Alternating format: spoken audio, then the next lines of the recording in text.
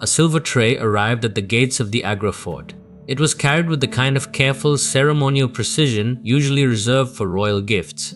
The guards stepped aside. The servants moved swiftly through the marble corridors, past the fountains, past the latticed windows overlooking the Yamuna, and placed it before an old man sitting alone in his chamber.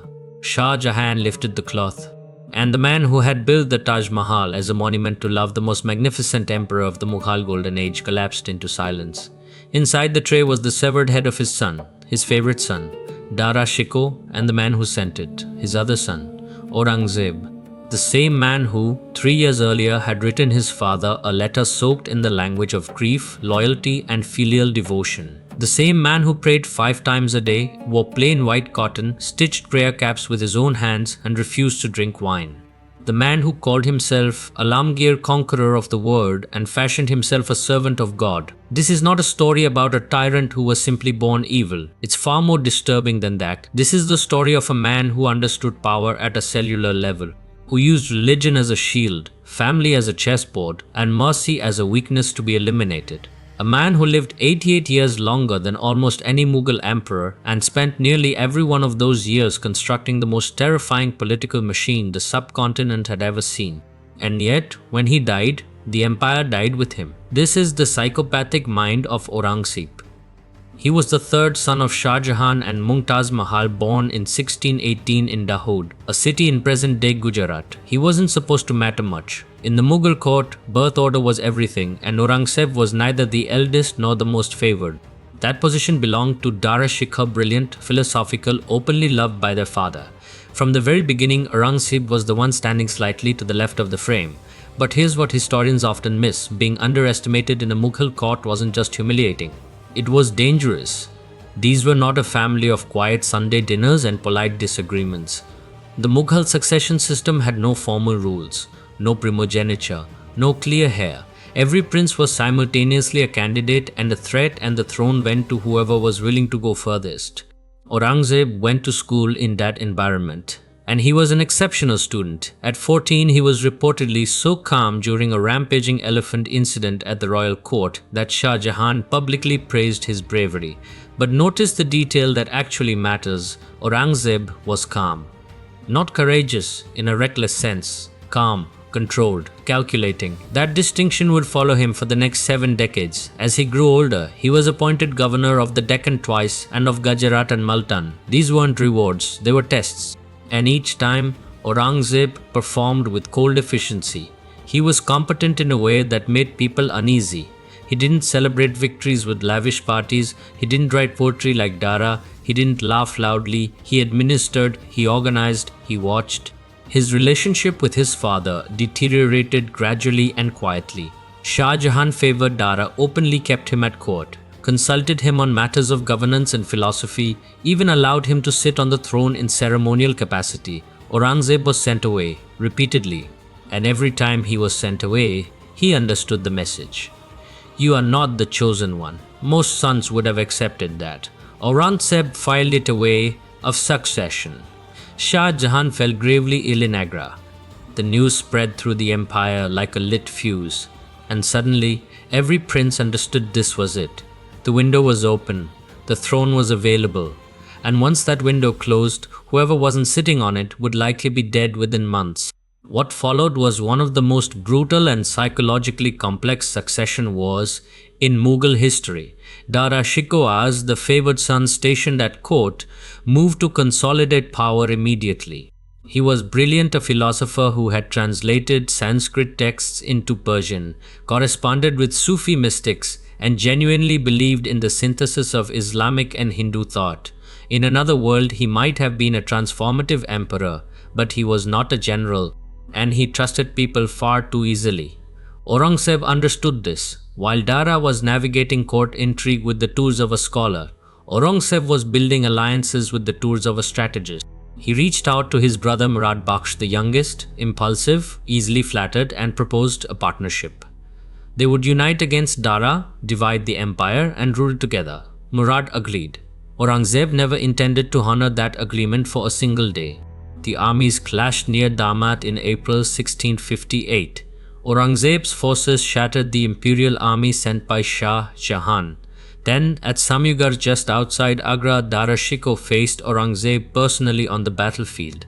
What happened next became one of the defining moments of Mughal history. Dara, at a critical point in the battle, dismounted from his war elephant, perhaps to mount a horse, perhaps to better command his troops. The exact reason is still debated, but the effect was catastrophic. His soldiers, seeing the elephant empty, believed he had fled. Panic spread, lines broke.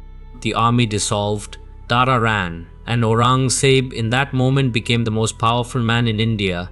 He entered Agra with surgical precision. Shah Jahan, still alive but weakened, attempted to negotiate. He was, after all, still the emperor, still the father. Surely that meant something. It meant nothing. Aurangzeb confined Shah Jahan to the Agra Fort. Not a dungeon, the accommodations were reportedly decent. Ladies of the harem attended him, but he was a prisoner, his own son's prisoner. For 8 years, the man who built the most beautiful building on earth stared out at the Taj Mahal from across the Yamuna and waited to die. He died in 1666, reportedly in the arms of his daughter Jahanara, the only one who stayed with him till the end. Some accounts say he clutched a mirror in his final moments, staring at his own reflection. Others say he spent his last years barely speaking. What is certain is that Aurangzeb never visited him, not once. Dara's flight after Samugarh was desperate and degrading. The man who had once been Shah Jahan's heir, celebrated at court, surrounded by intellectuals and poets, was now a fugitive moving through the deserts of Rajasthan and Sindh with a shrinking band of followers. He appealed to rulers for protection. Most turned him away. The man he finally trusted, Malik Jiwan, an Afghan chieftain whose life Dara had once saved from execution, betrayed him. The cruelty of that betrayal had a particular Mughal flavor. Malik Jiwan handed Dara over to Aurangzeb's forces in 1658, and Aurangzeb, understanding the power of public spectacle, made sure Delhi witnessed what happened next.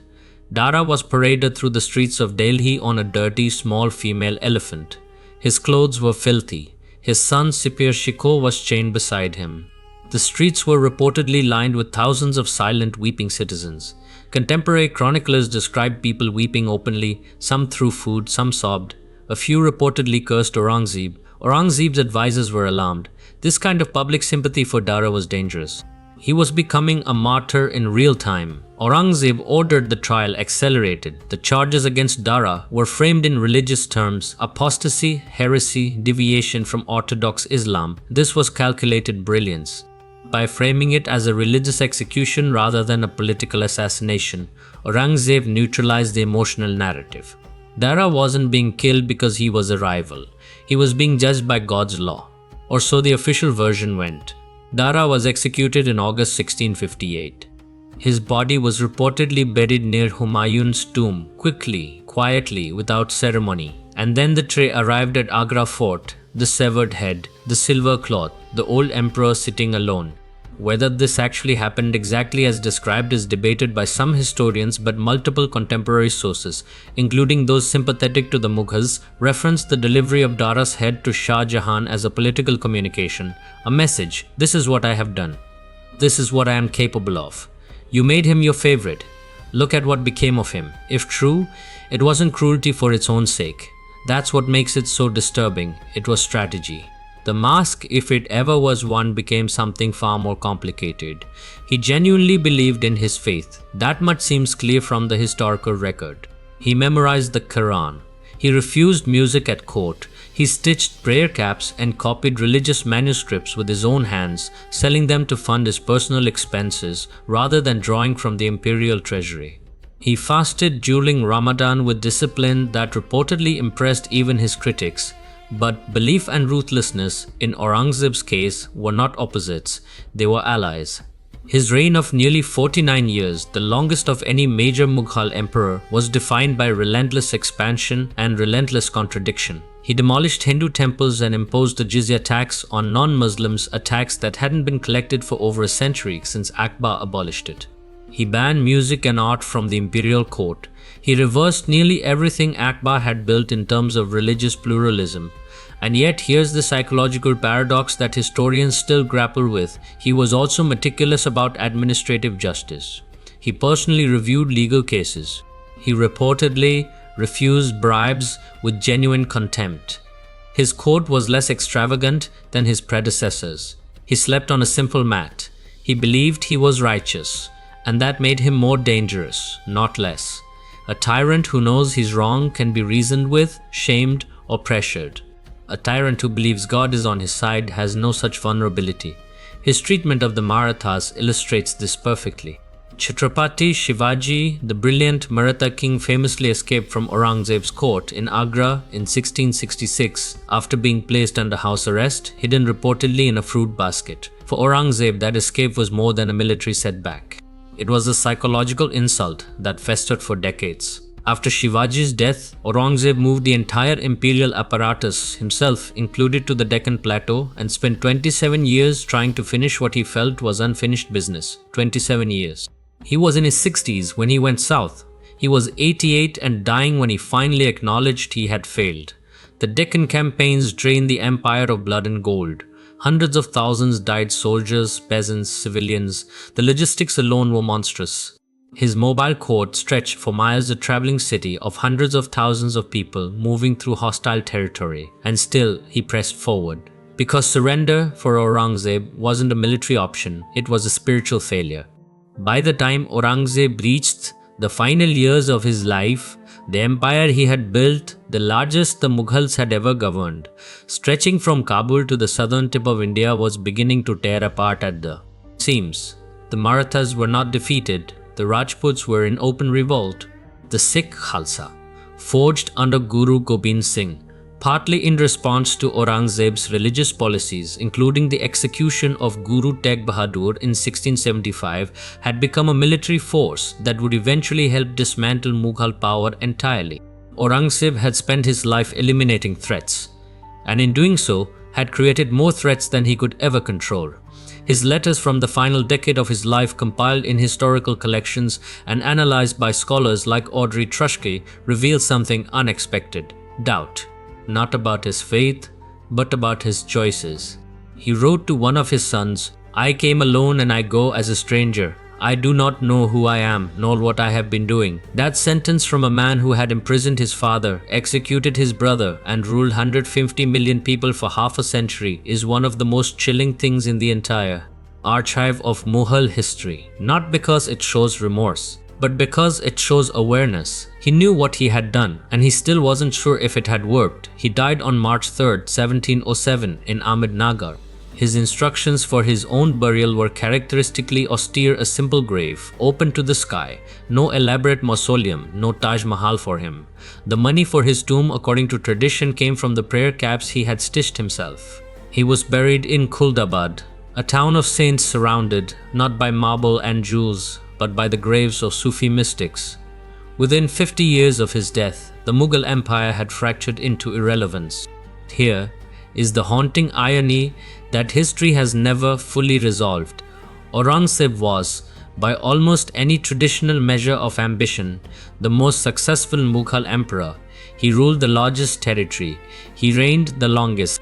He was the most disciplined, the most religiously devout, the most militarily relentless, and he destroyed everything, not because he was evil in the simple Hollywood sense, but because he confused control with stability, piety with justice, expansion with strength. He spent 88 years acquiring power, and in the process, hollowed out every institution, every alliance, every cultural bridge that had made the empire worth having in the first place. His father built the Taj Mahal. Aurangzeb built a prison around it and then spent his last days wondering why the world felt so empty. That is the psychological tragedy of absolute power without self-awareness. You can conquer everything and still die as a stranger to yourself. Empireon. History doesn't repeat, but it does haunt.